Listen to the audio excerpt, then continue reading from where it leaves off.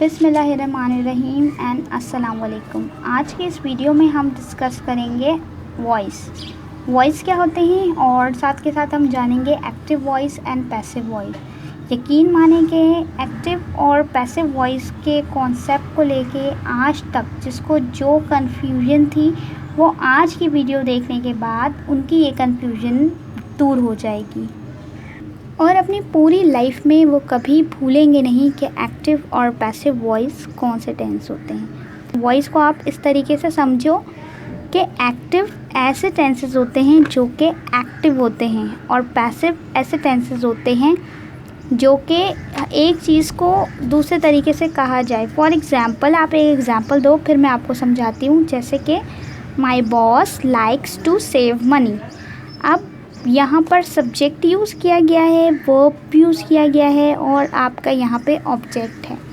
इसके अलावा यहाँ पे पैसिव सेंटेंस है, money is liked to save by my boss.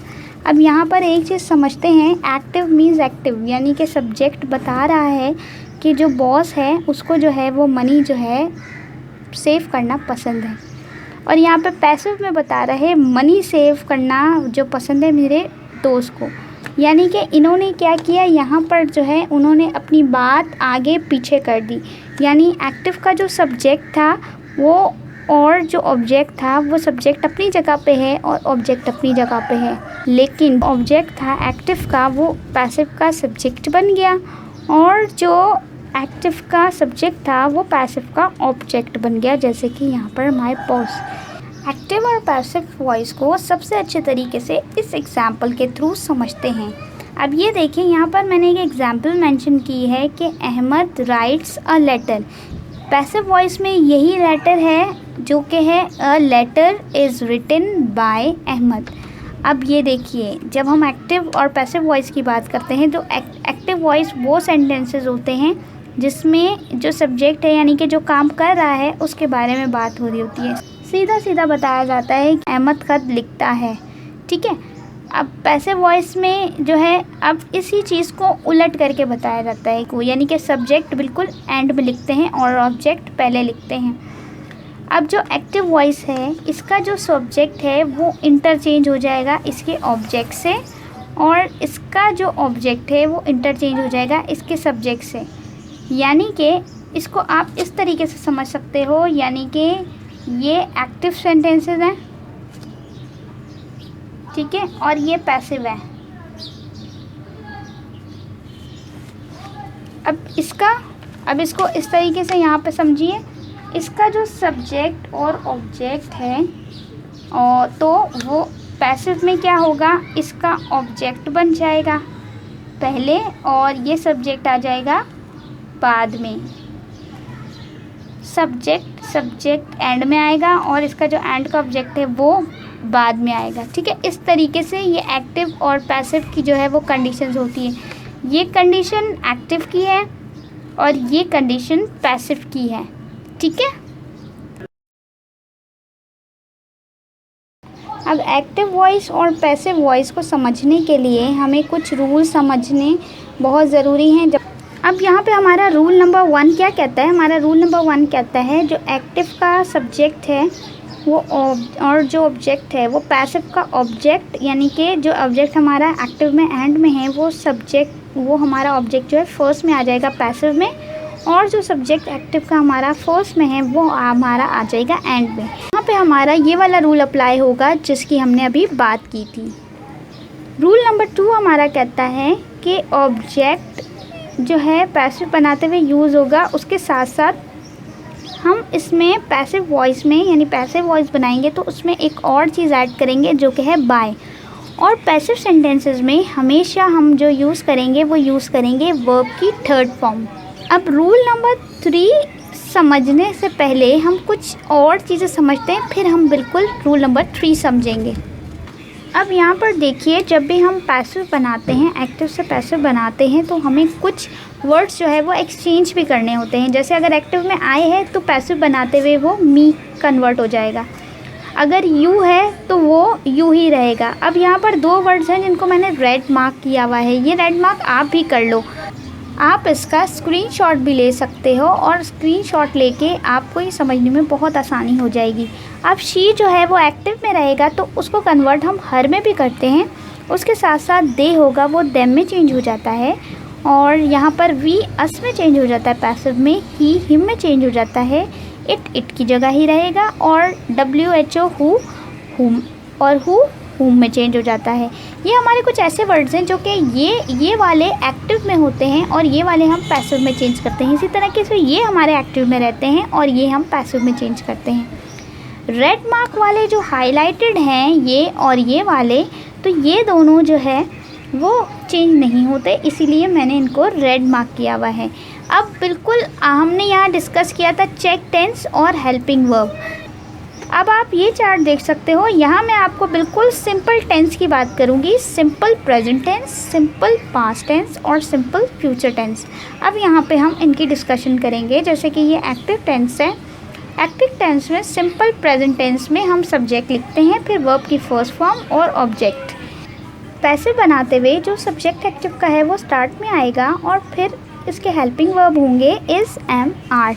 Verb की थर्ड फॉर्म लगेगी पैसिव बनाते हुए और फिर हम ऐड करेंगे बाय, एंड में आएगा हमारा सब्जेक्ट जो एक्टिव के स्टार्ट में था। सिंपल पास्ट टेंस में जैसे कि सब्जेक्ट है, वर्ब की सेकंड फॉर्म और ऑब्जेक्ट यूज़ होता है। इसका जब हम पैसिव बनाएंगे तो ऑब्जेक्ट जो इसके एंड में है वो पहले लिखेंगे। हेल्पिंग वर्ब इसका आएगा वॉज, वर। वर्ब की फॉर्म यूज़ होगी थर्ड, बाय लगेगा और एंड में आएगा सब्जेक्ट। इसी तरीके से जब हम सिंपल फ्यूचर टेंस की बात करते हैं तो हम subject will plus be, verb की फर्स्ट फॉर्म और ऑब्जेक्ट यूज़ लगाते हैं जब भी हम इनके एक्टिव टेंसेस बना रहे होते हैं।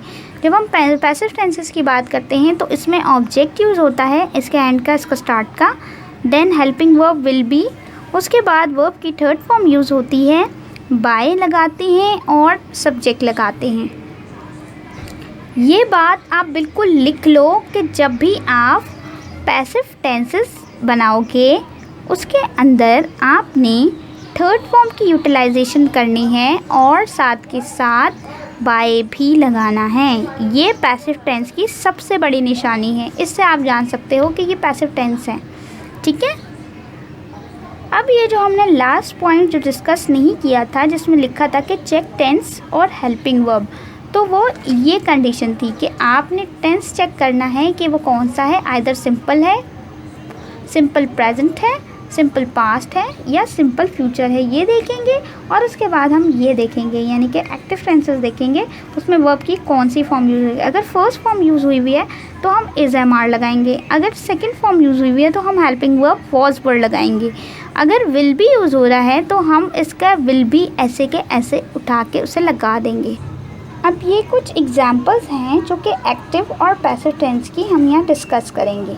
जैसे कि एक एग्जाम्पल है, आई ब्रोक द ग्लास। अब ये हमारे पास एक्टिव टेंस है, ब्रोक हमारी सेकंड फॉर्म है ब्रेक की, यानी कि ये हमारा टेंस हुआ पास्ट सिंपल। तो अब जब हम इसका हेल्पिंग लगाएंगे तो वो होगा वॉज।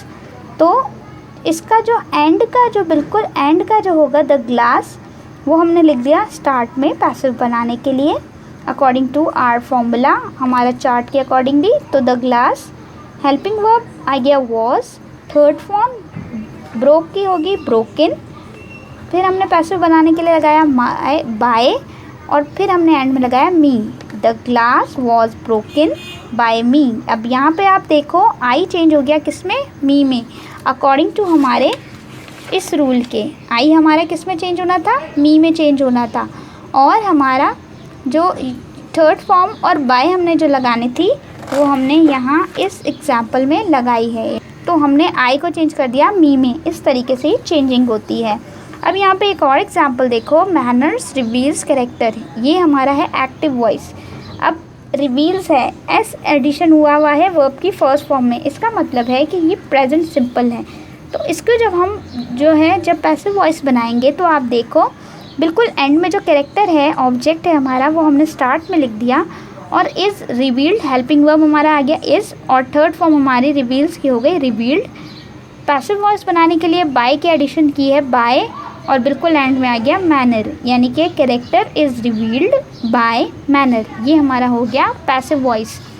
एक और सेंटेंस जो हमारा है वो फ्यूचर की एग्जाम्पल है, he will finish the work, ये हमारा हो गया एक्टिव। तो द वर्क हमारा हो गया ऑब्जेक्ट, वो हमने पहले लिख दिया। फिर हमारा helping verb will be according to our formula.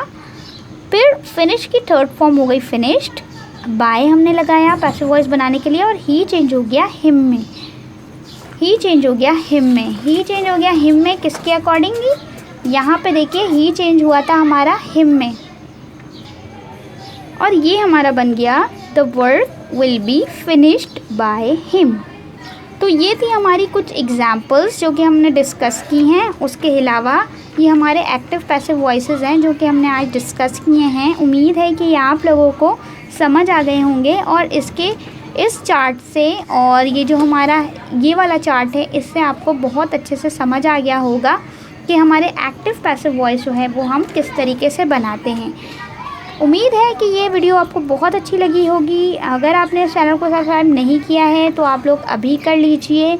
इसके साथ साथ कौन से टेंसेस हैं जो आपको समझ नहीं आए हैं वो भी आप जो है हमें कमेंट के ज़रिए बता सकते हैं।